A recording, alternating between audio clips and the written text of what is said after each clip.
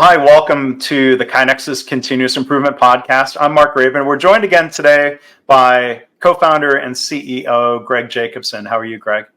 I'm doing great, Mark. Well, it's fun to have another, kind of conversational podcast here today. You've got a story of something that happened to you recently, right?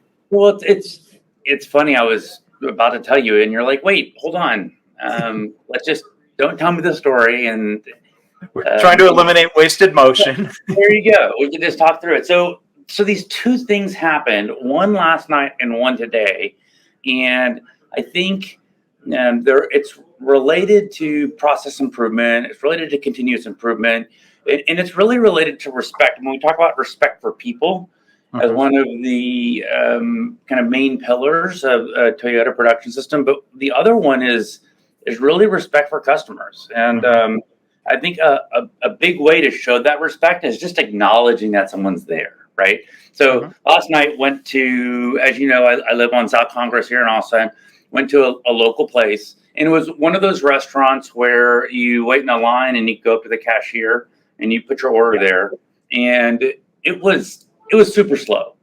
Whatever. It's slow, no big deal. Long line, and it just seemed like each transaction was slow. I see that. Everything was just kind of, slow. And so, but really, I'm totally fine with that. We ended up realizing that they had a huge party with a complex order, and it's all good.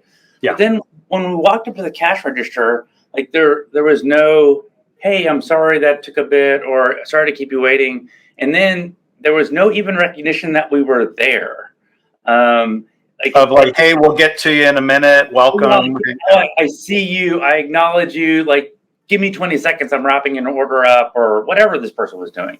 And so it was this, I'm there for when is value happen at a restaurant? I guess you could argue, are you buying an experience, or are you buying actual food? But presumably, if the food is bad, it's going to be really hard to say that the restaurant is part of the experience. Anyway, and unless you're at a place with a great view, people will tolerate bad food. There you go.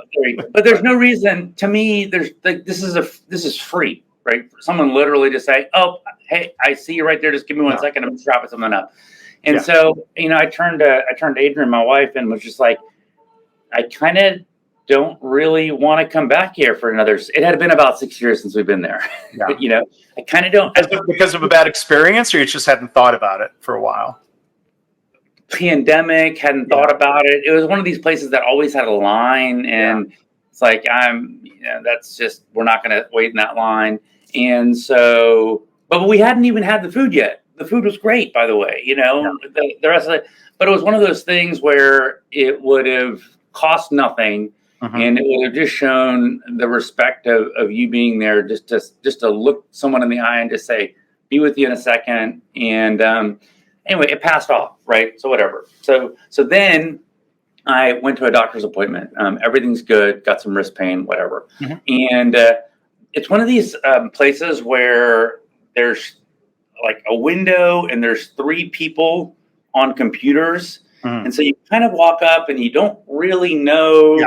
Which one of you am I talking to? Which one of you is going to help me?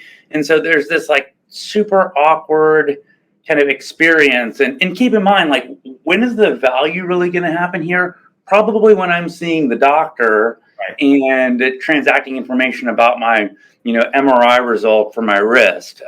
Nothing to do with this. I mean, I get it. There's value in knowing, but it just there's necessary activity. Necessary activity. Thank you. For value.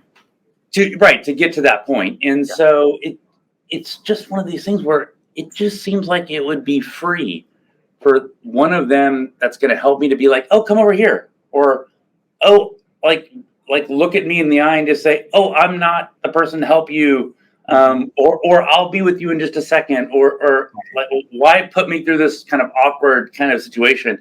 I've now been to this place enough where I just kind of like, I'm just like, F it, and I just walked up to the first person and I'm like, "Should I be talking to you?" Or, and then the other person down the line will talk to you. But it just made me think that so much of, I guess, what we traditionally call customer service is really respect for people, It's really just acknowledging someone's there. And I'd love to hear your thoughts about it. Yeah. Well, I mean, I think that courtesy or kindness is free. It could be part of the, if you will, the standard work or the training. Right. But I mean, I think a lot of it comes down to like the opportunity to be intentional about experience design and how the process design supports that. And I would argue there's elements of culture in training. Like, there are some restaurants, even, nothing fancy, fast food restaurants where you can tell they have all been very trained very well to do like a high-end hotel where you say thank you and they say my pleasure. I'm like, that's nice to hear. And it's a little automatic, but still it's better than some of the other responses so I think some of that is intent. Some of that is creating circumstances where people aren't overstressed or overburdened, and I think that applies in healthcare because I'll maybe throw a thought back to you as a doctor, not to put you on the spot here, but I know doctors who, in the context of trying to improve patient flow, we're trying to improve process, which will improve the experience, and doctors who say, gosh, ideal state for me would be to not start every interaction with a patient by apologizing for how far behind we are. Right. And the apology doesn't fix anything, but it's better than it not being acknowledged. I feel that as a patient. 100%. In this case, the doctor came in 40 minutes after my appointment time, which if my appointment, let's say, is at 10:50, I'm kind of probably expecting to be taken back at 10:50. I'm probably seeing the doctor, I don't know, maybe I'm waiting in the room 10 minutes. After 15, 20 minutes, you're kind of starting to think like, so it really does cost the doctor nothing to be like, oh, sorry to keep you waiting, and then getting into things. Having said that, I got really good medical care, and I think I got really good advice, and I got good interpretation of my symptoms, and I think I got a very nice conservative approach, which is consistent with what I wanted to do. I just wanted to make sure I wasn't continuing to injure my wrist, and I had no problem taking Motrin for it. So what's interesting is I guess that core, aspect of like where was the value created? Was it the transfer of information? Was it making the diagnosis? Was it the treatment plan?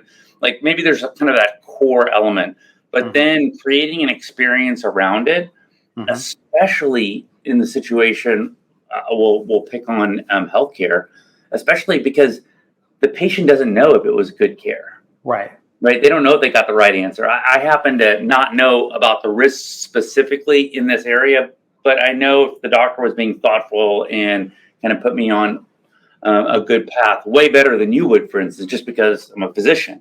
Yeah. So it's almost like the entire experience helps create a trust in the moment where the most valuable part of the interaction happens as well. So it was just funny that it happened last night. Totally forgot about it. Then it happened again. I was like, this is the same. This is a different industry. This is the same thing. Just like acknowledge me when I'm there and I'm present. I agree with that point.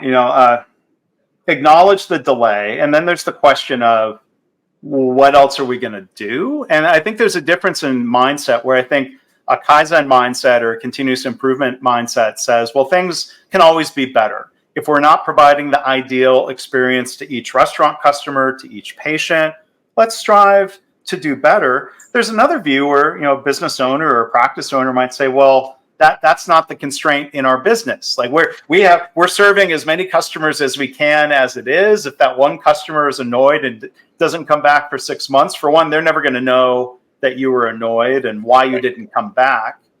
But like they'll get away with that, I guess, until maybe it catches up to them. If they say, well, there's really no need. Or I heard it articulated by a patient once, a fellow patient. So I have early onset glaucoma. I have to go to an ophthalmologist a couple times a year. I'm always the youngest glaucoma patient in the waiting room for this glaucoma specialist. And I just know, like, it's always going to run about an hour late. I bring a book. Like, I carve out my day. I know what to expect. I'm getting really good care from an expert, but there was one day I'll never forget. There was a patient who must have been maybe in her 80s. Her daughter had clearly like driven her there. They were sitting together. And, the 80-something-year-old patient, she said, almost with a sense of pride, she said, this doctor must be really good because look how busy the waiting room is. Yeah. I thought, well, that is a totally different lens than I would have viewed it through. But I mean, like, I'm not, I'll go back, but there's a difference. So, like, I have, if you will, fired a primary care practice once. And I tried telling the office manager, you're always more than an hour behind. And every time I'm basically told, oh, today, it's unusual. It's crazy. I'm like, either I'm extremely unlucky. Right. Or it's really not that unusual. And it's easier to find a new primary care physician than it is to find a specialist. And I'm not saying people should make excuses for like, well, we don't. There's a question of like, do we have to improve it or do we want to? Is it necessary for the business or is it just making the business and our results better? I guess that's a judgment call. Yeah, I think certainly it will probably bring a little bit more joy to your life to kind of acknowledge someone and say, hey, Mark, I see you. Or, oh, go 2 windows down. That person's going to help you. Mm-hmm. I'm not even talking about the Kaizen that could happen there, which is they could put a little sticker on the window that's like, check in here, right? I mean, because there's literally 3 windows. There's no way to know which one to go to, Yeah. We're literally talking about just creating a little bit more kind of human decency. But so I hear you. I'm with you. Yeah. Topic number 2. Should we change topics? Yeah, let's do that. Topic number 2. Let me preview topic number 3 because I'm excited. I attend the Society for Health Systems conference every year. Greg's going to be a keynote speaker 2024. Let's come back to that. That's called a tease. Okay, that's a tease. I love it. But topic number 2, and Greg and I are going to continue doing this. Our late colleague and friend Chris Burnham. We honored him last time we did one of these conversations, and we're going to continue answering some of the questions. Like Chris had a pretty standardized list of questions that he liked asking people on his podcast, the Lean Leadership Podcast. So we're going to tackle another one of those questions here today. What piece of advice would you give to somebody just starting out in Lean, Six Sigma, or continuous improvement? Somebody who's brand new to this. Let's say they've just taken an introductory class or they're about to. Am I going first here, Mark? I'm asking you to. Is that all right?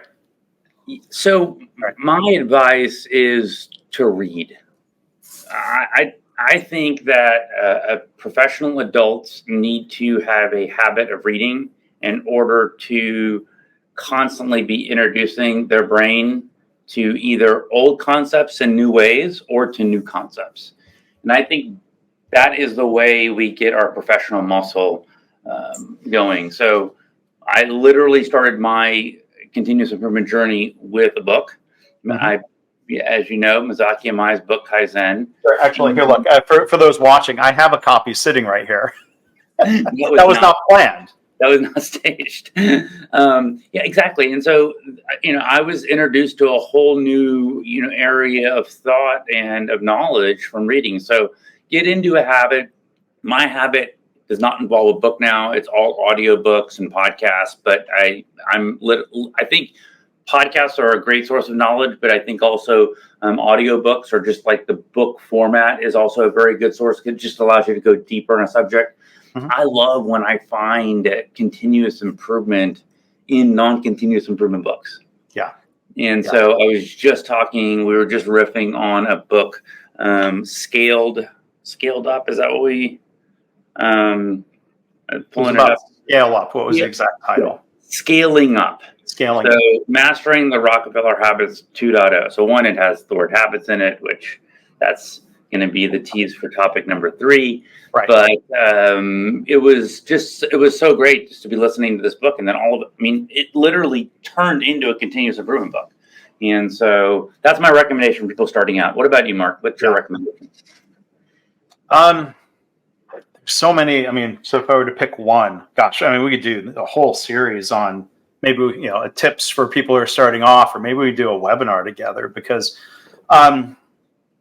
there's a lot of ways of answering it. So just to build on your topic, again, let's plug Chris's podcast, the Lean Leadership Podcast. He had more than 60 episodes. The KaiNexus team, we're making sure that podcast is going to stay online perpetually. Mm-hmm. So I want to thank Chris's wife for helping us with some of that handoff and to keep those episodes available as part of Chris's legacy. So podcasts, great way to learn as well. But, back to the question, what piece of advice would I give? I think one, maybe it builds on, the different ways to learn. I guess the piece of advice would be, think of lean as something you practice, as opposed to like, oh, I learned that, as in like past tense. Like, oh, I took the class. I learned it. I know it. Like, that's just the beginning. And hopefully your instructors helped emphasize that. They probably did. But I think it helps to have that reminder. Doctors and lawyers get to say they're practicing in their profession. And to me, lean is very much the same notion. Like, you learn enough to go and get started.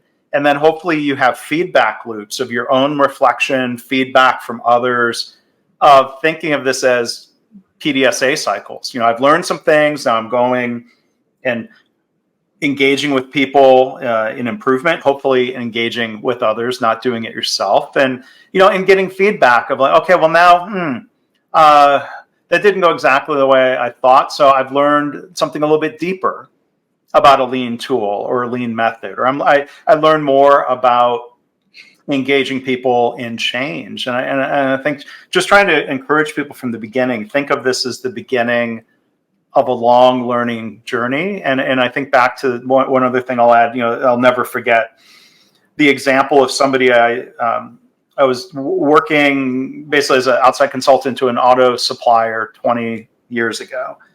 And we were going around the room, introducing ourselves, the lean improvement folks. And the oldest, most senior guy in the room, who's probably in his 60s, and he stands up and he introduces himself. And everybody in the room knew who he was. But he stands up and he says, I can use his name. I think it's a positive story here. He says, I'm Jim Pell, and I've been studying lean for 25 years. And like I thought that set a really good example. Like, he wasn't standing there saying, it is probably true. He probably knew the most of everybody in the room, but like, he framed himself as a learner, and that really that both struck me in the moment, and it stuck with me. I think that's the difference. I think the term practicing lean or practicing improvement really works well, because there's it correlates to lean is not just tools, like right. A single tool. So it's one thing to say, oh, I know how to make a paper airplane. Certain way to make a paper. There's a right and a wrong way to do it, and that's that. When you are doing an activity that has such a rich amount of knowledge behind it, and there's a recognition that what will work in one place or in one situation, it will not necessarily work in that one place, in that one situation. So, I mean, truly, we'll go back to the doctor I saw for my wrist pain. He had never seen the constellation of MRI findings before. He's like, wow, you've got this really weird thing. And we concluded that I have this really weird thing. It's not causing the pain. So let's just kind of put that off to the side. And I think had I been an 80-year-old person or an 8-year-old person, there would have been different conversations that went into that. So there is practicing something is understanding a body of knowledge so well that you're able to use that knowledge to come up with specific things to do that are tailor-made for a situation. Yeah.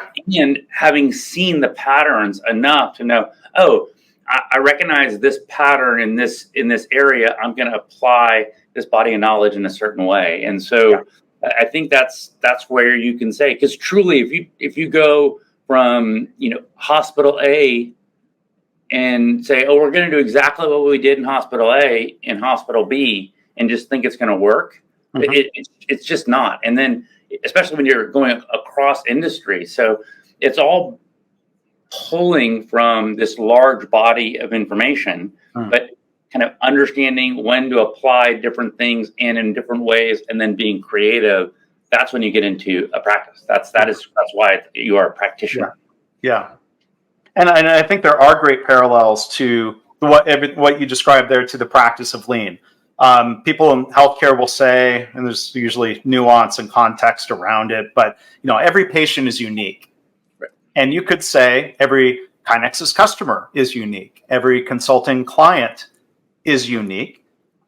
We can learn from past experience. We can learn from other organizations, but people get in trouble when they try to copy paste. And I'll share one story that I heard recently, and I can link to the video from the GE Lean Mindset event that happened early September.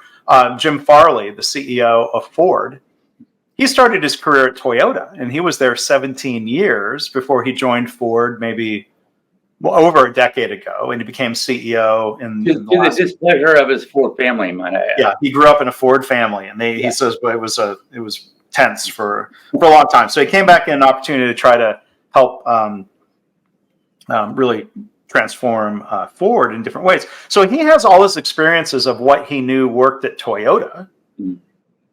And as he shared at the event in New York, like he came in and recognized Ford's a different culture, and the things that worked at Toyota wouldn't immediately work at Ford, or you have to work on sort of trying to change the culture and or adapting methods and approaches. He described kind of, in summary, that Toyota, and I've heard this from John Shook and from others who worked at Toyota, there's a very heavy bottom-up influence. Now, top-down leadership still plays a role, right? There's that balance, and we've talked about that. Our customers talk about that a lot. And then Jim Farley said he came in the Ford, and he said it was an extremely top-down culture. And you have to recognize that and realize the situation here is different. What worked well somewhere else just Jim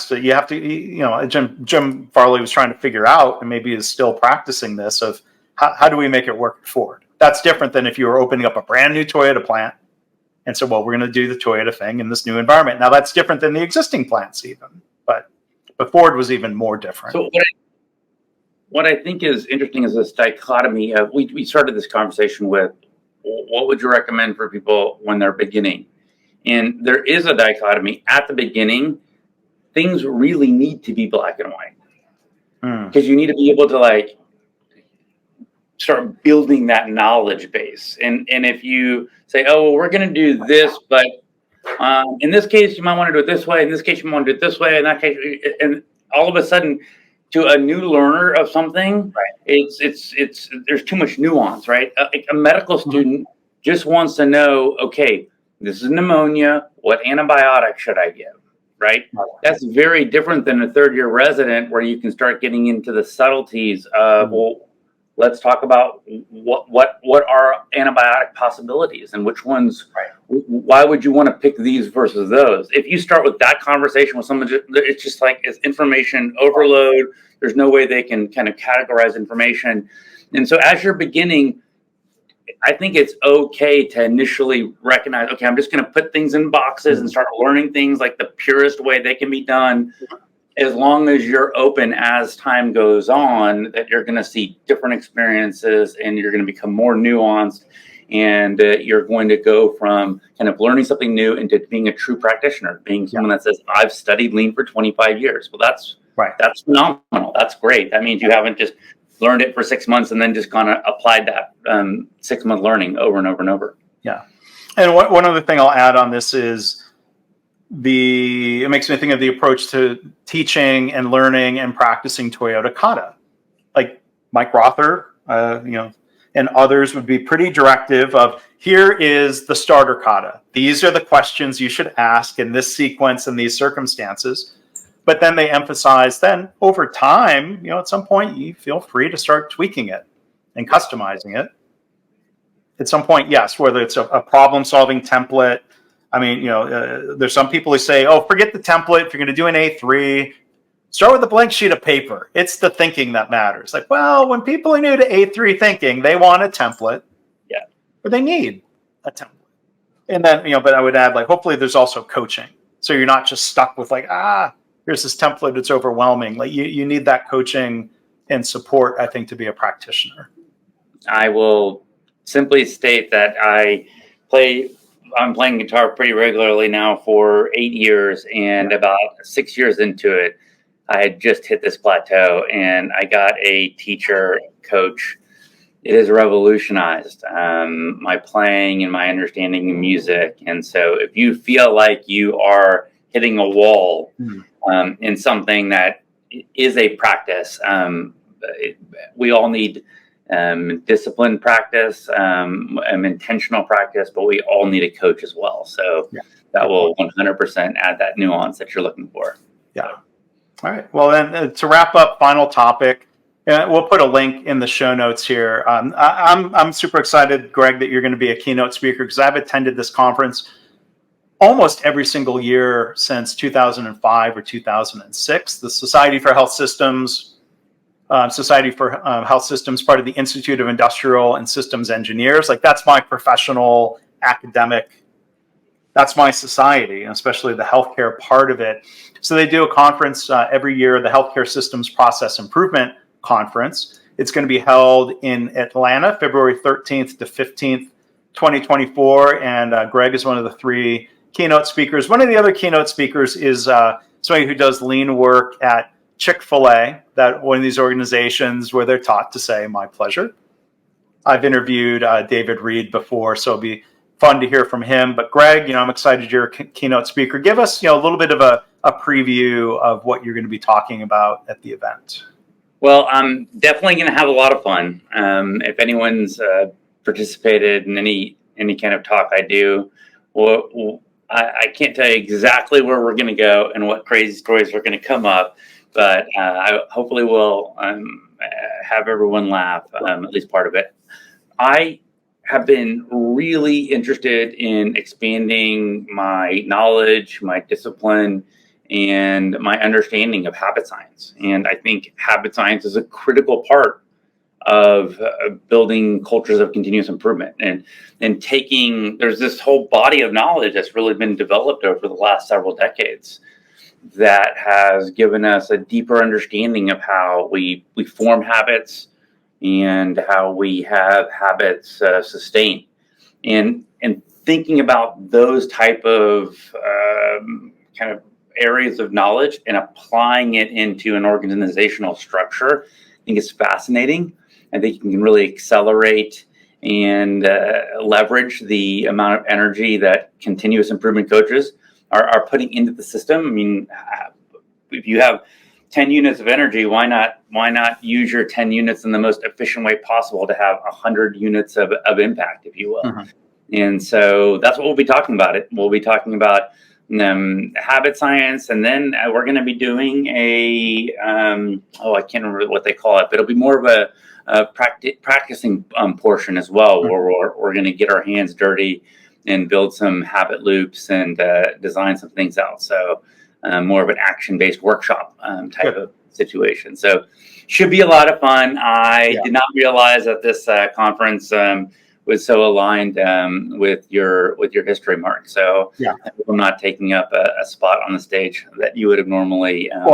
No, they were kind enough. I think 2019. I was one of the keynote speakers. Oh, well, there you go. Okay, now I don't feel bad. Okay, had that opportunity, but Greg's going to be up there. David Reed from Chick-fil-A, other keynote speaker Heather Dexter, who's the president of a regional hospital division for Emory Healthcare, based in Atlanta, of course. So there'll be a lot of opportunities there. This is some breaking news. You don't know this, Greg. My proposal to do what they call an intensive session was accepted. So I'm going to be doing an interactive session around psychological safety and continuous improvement. Perfect. Yeah. Okay. The intensive session was what I was referring to. So yeah. Hopefully they didn't schedule yours and mine at the same time. Hopefully not. If they did, I will tell you, go to Mark's. No. Plenty of habit science in my talk, but I do think psychological safety is another just critical aspect to make sure that you're working on at your organization, because you just can the creative work that people need to do and the amount of vulnerability people need to have to do continuous improvement can't be done without psychological safety. So yeah, I will pull the and-on cord in advance. They probably haven't set the exact schedule yet. If they just decided a couple days ago, my proposal will have been accepted. So hopefully people can come. I want to come to your session, and I want to have you there in mine, participating and sharing your experiences and thoughts. So, well, good. This has been fun. 30 minutes goes by just like that, but look forward to doing another one of these with you. Greg and I are going to be at the AME conference in Cleveland. So we've got time to schedule. We have time scheduled where we'll share reflections from that conference together with the listener. That'd be great. And KaiNexus will have a booth there, so make sure to stop by and say hello. And I think we've got a number of customers there. We have a number of customers in Cleveland in general, so it'll be a lot of fun to hang out with our customers. So. Okay. So we'll see you there. We'll hope to see others there, and we'll see you next time. Thanks, Greg.